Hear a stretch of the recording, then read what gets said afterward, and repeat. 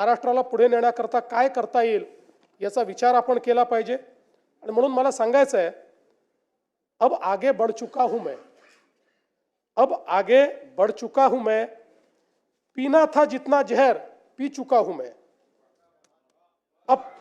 अब पग नहीं रुकने वाले चल चुका हूं मैं, जितना पढ़ना था तुमको पढ़ चुका हूं मैं, अब और आगे बढ़ चुका हूं मैं। आणि म्हणून माझी विनंती आहे,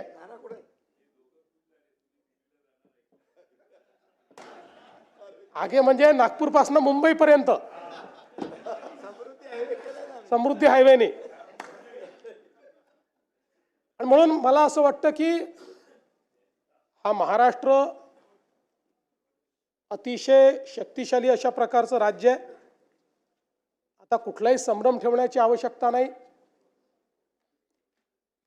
106 हुतात्म्यांनी तयार केलेला संयुक्त महाराष्ट्र, त्यामुळे कोणीही मनात शंका आणू नये की मुंबई महाराष्ट्रापासून वेगळी केली जाईल, मुंबई तोडली जाईल, कारण निवडणुका आल्या की अशा प्रकारची टीका होत असते। म्हणून या सभागृहामध्ये मी निश्चितपणे सांगतो की मुंबई कालही महाराष्ट्राची होती, आजही महाराष्ट्राची आहे, आणि जोपर्यंत चंद्र आणि सूर्य आहे तोपर्यंत ती महाराष्ट्राचीच राहील। आणि आपले दैवत छत्रपती शिवरायांनी जो मार्ग आपल्याला दाखवला, भारतरत्न डॉक्टर बाबासाहेब आंबेडकरांनी जो मार्ग आपल्याला दाखवला, त्या संविधानाच्या मार्गाने आणि छत्रपती शिवरायांच्या तत्वानेच या ठिकाणी आपला महाराष्ट्र चालत राहील। हे सांगत असताना मला एका गोष्टीचा अतिशय आनंद आहे की छत्रपती शिवरायांचं तत्व हे महाराष्ट्राला तर नेहमीच मान्य होतं, पण कदाचित देश पातळीवर अनेक संभ्रम त्या संदर्भात कदाचित होते। आणि म्हणून आपल्याला कल्पना आहे की CBSEच्या पुस्तकांमध्ये यापूर्वी मराठा साम्राज्यावर, हिंदवी स्वराज्यावर, छत्रपती शिवाजी महाराजांवर एक पॅराग्राफ होता, आणि मुघलांचा इतिहास हा 17 पानं होता।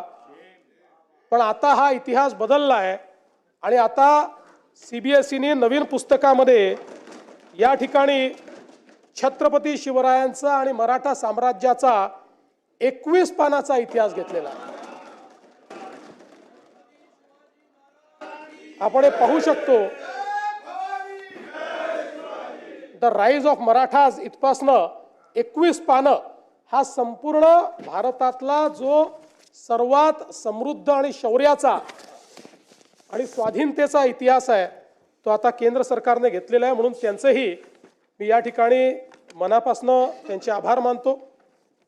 आणि अनेक लोकांनी शंकाही व्यक्त केली होती की आम्ही अनेक योजना सुरू केल्या, लाडकी बहीण योजना असेल, शेतकऱ्यांना मोफत विजेची योजना असेल, लोक म्हणायचे की निवडणुका झाल्या की या योजना बंद होतील।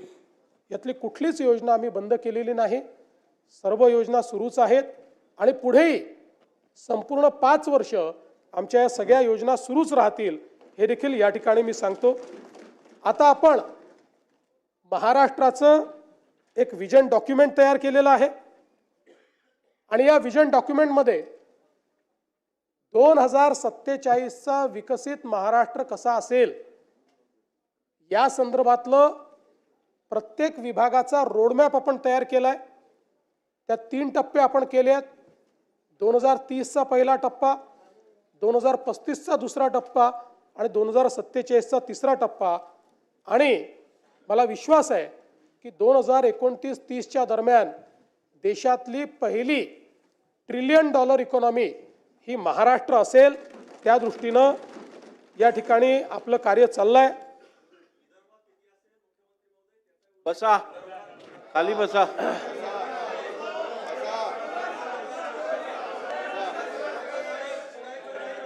असं आहे, 1 मिनिट, खाली बसा, खाली बसा। हो असं नाही पहिल्यांदा चालत सभागृहात तुम्ही- असं काम नाही होत. अरे थांबा ना, मी आहे ना, थांबा जरा. अहो खाली बसा असं काय करताय तुम्ही. तुम्ही पहिल्यांदा निवडून आलेला आहात, त्यामुळे तुम्हाला या सभागृहाची शिस्तही माहिती नाही, या सभागृहाचा डिकोरमही माहिती नाही.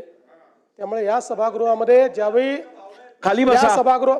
या सभागृहात ज्यावेळी मुख्यमंत्री किंवा सभागृहाचे नेते बोलतात तेव्हा एक शिस्त असते. आणि मी जर कम्पॅरेटिव्ह सांगायला लागलो ना, मागच्या काळात विदर्भाला काय मिळालं आता काय मिळालं, तोंड दाखवायला जागा राहणार नाही. त्यामुळे प्रत्येक गोष्टीत राजकारण करायचं नाही, लक्षात ठेवा. अध्यक्ष महोदय,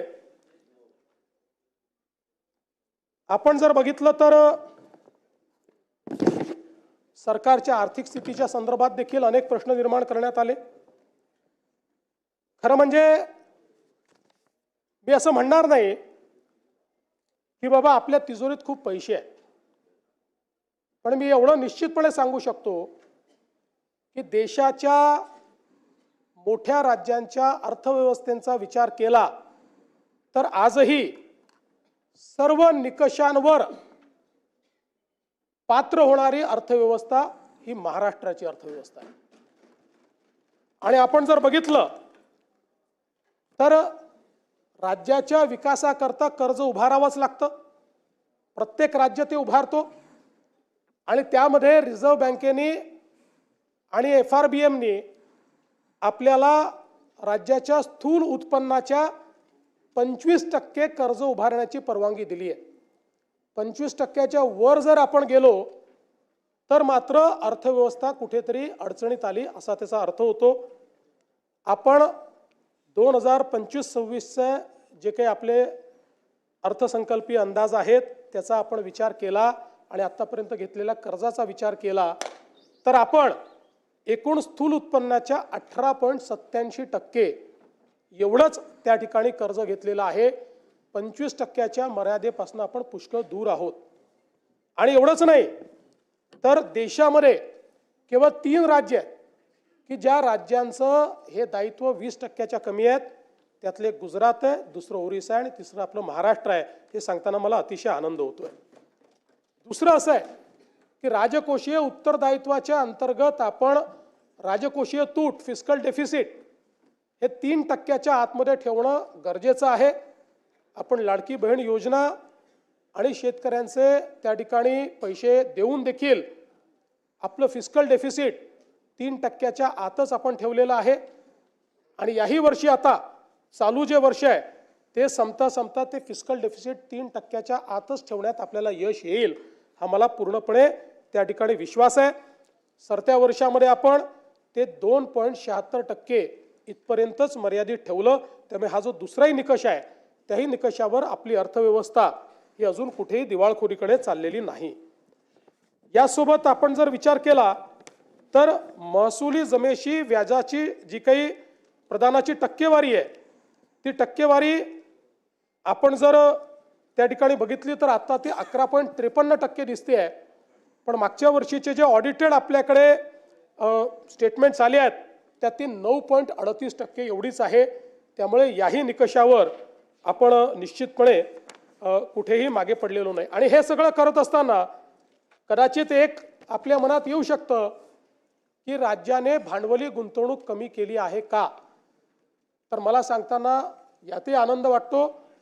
केंद्र सरकारने घालून दिलेल्या निकषापेक्षा जास्त भांडवली गुंतवणूक ही महाराष्ट्राने केलेली आहे. त्यामुळे त्याही बाबतीत कुठलंही कॉम्प्रोमाइज आपण केलेलं नाही. एवढंच नाही तर राजकोषीय उत्तरदायित्व विधेयकाच्या जे काही कलम 9 आहे, नियम 9, त्याचे जे काही मानकं आहेत या संदर्भात जे आपल्याला बजेट एस्टिमेटचे मंथली सिव्हिल अकाउंट्स तयार करावे लागतात, CAGच्या माध्यमातून जे तपासले जातात, यातही आपण ऋणेतर जमा रक्कमा अर्थसंकल्पीय अंदाजाच्या 40% पेक्षा जास्त अट पूर्ण केली. राजकोषीय तूट अर्थसंकल्पीय अंदाजाच्या 45% पेक्षा कमी अट पूर्ण केली. आणि महसुली तूट अर्थसंकल्पीय अंदाजाच्या 45% पेक्षा कमी ही पण अट आपण पूर्ण केलेली आहे. त्यामुळे CAGने घालून दिलेल्या ज्या तिन्ही अटी आहेत त्या त्यांच्या रिपोर्टमध्ये देखील आल्या आहेत, त्या देखील आपण या ठिकाणी पूर्ण केली आहे. यासोबत महाराष्ट्र हा गुंतवणुकीतही खूप पुढे चाललेला आहे. अनेक लोक म्हणतात तुम्ही MOU करता, त्या MOUचं नेमकं काय होतं. डावोसमध्ये आपण बघितलं तर मागच्या वर्षी जवळपास आपण जी काही गुंतवणूक केली ती 15,72,654 कोटी होती. यापैकी 5,89,631 कोटी ही विदर्भामध्ये होती. 43,810 कोटी ही मराठवाड्यात होती आणि 3,58,349 कोटी ही पश्चिम महाराष्ट्रात होती आणि त्यात कोकणामध्ये 2,23,632 कोटी एवढी गुंतवणूक आपण त्या ठिकाणी केली. आणि आपण जर 2022 ते 2025 या 4 वर्षाचा विचार केला, या 3 वर्षाचा विचार केला तर म्हणजे शिंदेसाहेब जेव्हा मुख्यमंत्री झाले तेव्हापासून तर आतापर्यंतचा आपण विचार केला तर डावोसची गुंतवणूक 17,57,801 कोटी रुपयाची आहे. आणि यामध्ये जे सामंजस्य करार झाले त्यातल्या सामंजस्य करारापैकी त्याची एकत्रित जी काही अंमलबजावणी झालेली आहे त्याचं प्रमाण 75% आहे. त्यातल्या पहिल्या 2 वर्षाचं आता 90% पोहोचलं आहे आणि शेवटच्या वर्षाचंही आता त्या दिशेने चाललेलं आहे. त्यामुळे केवळ MOU नाहीत तर ते MOU अंमलबजावणीत येत आहेत हे देखील या ठिकाणी मला सांगितलं पाहिजे. यासोबत नुसतं आपण डावोसच्या इन्व्हेस्टमेंटवर त्या ठिकाणी बोलत नाही, त्याच्या व्यतिरिक्त सामूहिक प्रोत्साहन योजनेच्या अंतर्गत आपण जी इन्व्हेस्टमेंट आणतो त्याचा जर आपण विचार केला तर तीही इन्व्हेस्टमेंट जवळपास 13,75,729 कोटी झालेली आहे आणि यातून 7,11,259 एवढ्या रोजगाराची निर्मिती होणार आहे. FDIचा आपण विचार केला, थेट परदेशी गुंतवणूक त्यातही महाराष्ट्र नंबर 1 आहे. आपण बघितलं असेल तर 24-25 मध्ये विक्रमी 1,64,775 कोटी रुपयाची परदेशी गुंतवणूक आपल्याकडे आली. आपल्या नंतरचे 3 राज्य हे एकत्रित केले तरीही आपली परदेशी गुंतवणूक जास्त आहे. ही महाराष्ट्राची स्ट्रेंथ आहे. आता 25-26 मध्येही आपण अजूनपर्यंत वर्ष संपायचं आहे, 2 क्वार्टर झाले आहेत, आपण पहिल्या क्रमांकावरच आहोत. आतापर्यंत 91,337 कोटी एवढी परकीय थेट गुंतवणूक ही महाराष्ट्रामध्ये आलेली आहे. देशामध्ये आपण 1 नंबरवर आहोत. देशाच्या एकूण गुंतवणुकीच्या 31% गुंतवणूक एकट्या महाराष्ट्रामध्ये या ठिकाणी आलेली आहे हे सांगताना मला आनंद वाटतो. आणि आपण जर विदर्भाचा विचार केला तर विदर्भामध्ये आलेली जी गुंतवणूक आहे याच्यामध्ये विदर्भातल्या वेगवेगळ्या भागातली गुंतवणूक मी आपल्याला सांगू इच्छितो. आणि आता तर गडचिरोली एक नवीन मॅग्नेट तयार झालेला आहे. सर्वाधिक गुंतवणूक आता गडचिरोलीमध्ये येते. अवकाश आणि संरक्षण साहित्य निर्मिती यामध्ये विदर्भामध्ये 20,000 कोटी रुपयाची गुंतवणूक आली आहे. 10 ते 15,000 त्यातनं रोजगार आहे. Tembo defence, Reliance Infrastructure, Max Aerospace, Economic Explosives, electronics उत्पादन आणि निर्मिती, सेमीकंडक्टर, सोलर पॅनल आणि मॉड्यूल याच्यामध्ये 1,55,000 कोटी रुपयाची गुंतवणूक आलेली आहे. 65,000 प्रत्यक्ष अप्रत्यक्ष रोजगार आहे. कंपन्यांची नावं आहे Avaada, Vardhan lithium, Waaree energy, power line Urja, Reliance, BSNL solar, artificial electronics, Novosys आणि ज्युपिटर. आणि मला हे सांगितलं पाहिजे की आता यातल्या काहींचं प्रोडक्शनही सुरू झालेलं आहे आणि या सगळ्या कंपन्यांचं प्रोडक्शन सुरू झाल्यानंतर सोलर मॉड्यूल हा जो काही एक संवर्ग आहे यामध्ये विदर्भ देशात नंबर 1 होणार आहे सोलर मॉड्यूलमध्ये. त्यानंतर इलेक्ट्रिक वाहन निर्मिती याच्यामध्ये गुंतवणूक आली आहे 15,000 कोटी. रोजगार जवळपास 10,000 आहे. टेक्स्टाईलचं जे क्षेत्र आहे या क्षेत्रामध्ये 1,740 कोटी. युसेंग इंडिया प्रायव्हेट लिमिटेड स्टील प्रकल्प जे आहे त्याच्यामध्ये जवळपास 2,10,000 कोटी रुपये, ज्यातनं प्रत्यक्ष अप्रत्यक्ष 1 लाखापेक्षा जास्त रोजगार तयार होईल. आणि याच्यामधली नावं देखील महत्त्वाची आहेत. JSW, ग्रेटा एनर्जी, वॉर्व iron, Rashmi, PS steel, Suphalam metal, Suphalam industry, Kirtisagar metallurgy Sumedh steel, Lloyd metals, Icon Hariom, GR Krishna ferro, Surjagarh Ispat, fine craft, गॅलंट इस्पात, राजुरी स्टील या कंपन्या आहेत. त्यानंतर कोल गॅसिफिकेशनमध्ये देशातली सगळ्यात मोठी इन्व्हेस्टमेंट ही विदर्भात आलेली आहे.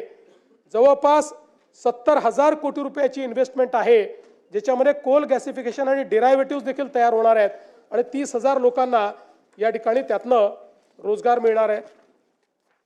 मराठवाड्याचा जर आपण विचार केला तर मराठवाड्यामध्ये आपण DMIC सुरू केलं आणि त्यातनं आज देशाचं EV कॅपिटल म्हणून DMIC एकीकडे तयार होत आहे. त्यामध्ये इलेक्ट्रॉनिक उत्पादन निर्मिती, सेमीकंडक्टर, सोलर पॅनल आणि मॉड्यूल यामध्ये गुंतवणूक आलेली आहे 50,000 कोटी रुपयाची. जवळपास रोजगार 30,000चा त्याच्यामध्ये आहे.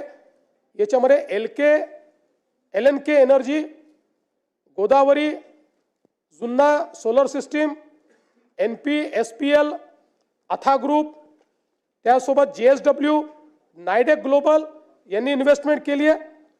आणि विशेषतः इलेक्ट्रिक वाहन निर्मिती यामध्ये आपल्याकडे संभाजीनगरला आणि मराठवाड्यामध्ये जी गुंतवणूक आली आहे ती 50,000 कोटी रुपयाची आलेली आहे. रोजगार जवळपास 40,000 त्यातनं तयार होणार आहे.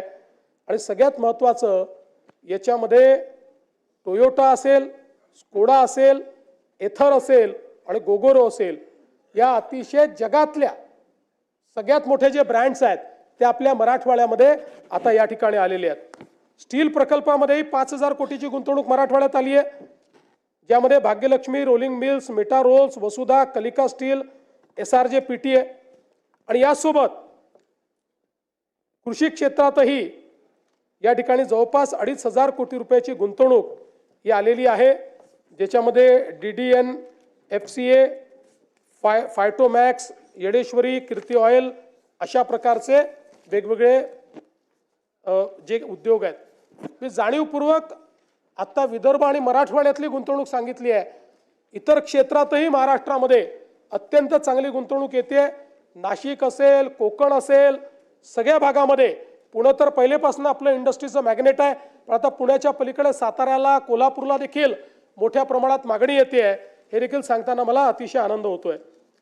मिहानमध्ये रोजगार आला नाही असं देखील काही लोकांनी त्या ठिकाणी सांगितलं. मला हे सांगितलं पाहिजे की मिहानमध्ये 31 कंपन्या कार्यरत आहेत, 22 नवीन कंपन्या सुरू होत आहेत आणि मिहान हे देशातलं एक असं सेंटर आता झालेलं आहे की IT क्षेत्रातले जे बिग 6 आहेत ते सगळेच्या सगळे एका वेळी आपल्याला कुठल्याही मोठ्या शहरात त्यातले 2 दिसतील, 3 दिसतील, 4 दिसतील, 6च्या 6 आज त्या ठिकाणी मिहानमध्ये आहेत. आणि मिहानमध्ये आपल्याला या ठिकाणी अप्रत्यक्ष आणि प्रत्यक्ष जो रोजगार आहे हा आता 1,27,225 लोकांना प्राप्त झालेला आहे. त्यामुळे आणि आता विमानतळाचा विस्तार सुरू झालेला आहे. विमानतळाचा विस्तार पूर्ण झाल्यानंतर या ठिकाणी मोठ्या प्रमाणात जो काही बदल आहे तो होईल. आणि मग रोजगाराचं सांगत असताना हे देखील सांगितलं पाहिजे की महाराष्ट्रामध्ये आमचं महायुतीचं सरकार आल्यानंतर शिंदे साहेबांच्या नेतृत्वात आम्ही महाभरती हा उपक्रम सुरू केला होता आणि आता या 3 वर्षामध्ये महाराष्ट्रामध्ये 1,20,000 सरकारी नोकऱ्या आपण दिलेल्या आहेत आणि पुढच्या 2 वर्षात तेवढ्याच अजून नोकऱ्या या महाराष्ट्रामध्ये आपण देण्याचा निर्णय केलेला आहे. एक प्रकारे महाराष्ट्राच्या इतिहासातली आतापर्यंतची सगळ्यात मोठी भरती ही या राज्यामध्ये करण्याचं काम आपण केलं आहे. शेतकऱ्यांच्या संदर्भात देखील या ठिकाणी विषय आला की तुम्ही अनाऊन्स केले, पैसे मिळाले नाहीत, पैसे दिले नाहीत. खरं म्हणजे आपल्याला कल्पना आहे या ठिकाणी आपण 32,000 कोटीचं पॅकेज जे घोषित केलं होतं, या 32,000 कोटीच्या पॅकेजमध्ये त्या ठिकाणी 10,000 कोटी हे इन्फ्रास्ट्रक्चरचे होते, 2,000 कोटी आपण नरेगातनं देणार होतो आणि बाकी सगळी थेट मदत होती. या संदर्भात मला आपल्याला सांगितलं पाहिजे की हे जे पॅकेज आहे याच्यामध्ये 3 हेक्टरची मर्यादा आपण ठेवली होती आणि 3 हेक्टरच्या मर्यादेत NDRFचे पैसे दिल्यानंतर देखील आपण रबीच्या हंगामाकरता 10,000 रुपये अतिरिक्त त्या ठिकाणी हेक्टरी देण्याचा निर्णय केला होता. या संदर्भात पशुपालकांना देखील पशुधन हानीसाठी आपण पैसे द्यायचं कबूल केलं होतं. त्याचे सगळे पैसे आपण दिलेले आहेत. नरेगाच्या अंतर्गत जे आपण म्हटलं होतं त्याची काम चालू आहेत. त्याच्याकरता पूर्ण पैसा आपल्याकडे उपलब्ध आहे. अतिवृष्टीमुळे ज्या बुजलेल्या सिंचन विहिरी होत्या त्याच्या कामाकरता 30,000च्या मर्यादेपर्यंत आपण जे पैसे द्यायचे होते 27,000 विहिरींच्या दुरुस्तीकरता ते 80 कोटी रुपये आपण उपलब्ध करून दिलेले आहेत. सार्वजनिक उपयुक्त सुविधा, विद्युत खांब, रस्ते, इमारती, लघु व मध्यम तलाव आणि दुरुस्ती पुनर्बांधणी या कामांना आपण पैसा उपलब्ध करून दिलेला आहे. आणि त्यातल्या काही कामांना आपण हे सांगितलं आहे की तुम्ही कामांची सुरुवात करा, आम्ही पुढच्या बजेटमध्ये किंवा त्याच्यामध्ये त्याच्याकरता निधी उपलब्ध करून देऊ. त्यामुळे तेही काम आपण झालं आहे. आणि सगळ्यात महत्त्वाचं की जे आपण शेती पिकाच्या नुकसानाकरता, शेतजमिनीच्या नुकसानाकरता जे पैसे दिले होते आणि बी बियाणाकरता जे पैसे दिले होते त्या संदर्भात 2 GR आपण काढले होते. एक पहिला GR आपण काढला होता 10,516 कोटीचा, दुसरा आपण त्या ठिकाणी GR काढला होता 9,611 कोटीचा. यापैकी आता थेट जी मदत आहे ती जवळपास 15,007 कोटी रुपये हे शेतकऱ्यांच्या प्रत्यक्ष खात्यामध्ये गेलेले आहेत. आणि आकड्यामध्ये सांगायचं झालं तर पिकाचे पैसे 92 लाख शेतकऱ्यांच्या खात्यामध्ये गेलेले आहेत. आणि इथे सांगण्यात आलं की 10,000 रुपयाची घोषणा केली पण ते गेले नाहीत. ते 10,000 रुपये 91 लाख शेतकऱ्यांच्या खात्यामध्ये गेलेले आहेत. त्यामुळे या ठिकाणी ही जी काही मदत आपण केली होती त्या मदतीच्या अनुषंगाने निश्चितपणे आपण सगळी कारवाई जी आहे ती पूर्ण केली आहे. यासोबत राज्यामध्ये कापूस खरेदीच्या संदर्भात देखील एक प्रश्न निर्माण झाला होता. विशेषतः यावर्षी CCIने पहिल्यांदाच उत्पादकतेवर आधारित कापूस खरेदी करण्याचा निर्णय घेतला. त्यामुळे काही ठिकाणी सरासरी उत्पादकता ही 12 क्विंटलची आल्यामुळे शेतकऱ्यांचं नुकसान होत होतं.